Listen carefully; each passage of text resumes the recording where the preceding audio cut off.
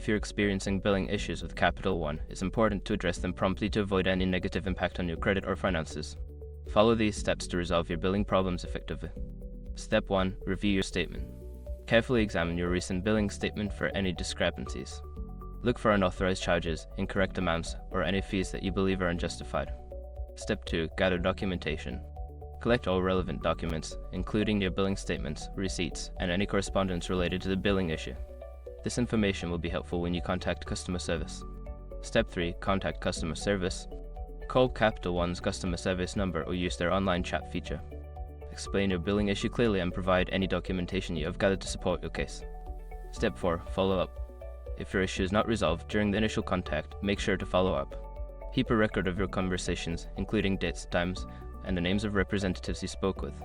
Step 5. Escalate if necessary. If you are still unsatisfied with the resolution, ask to speak with a supervisor or consider submitting a formal complaint through Capital One's website.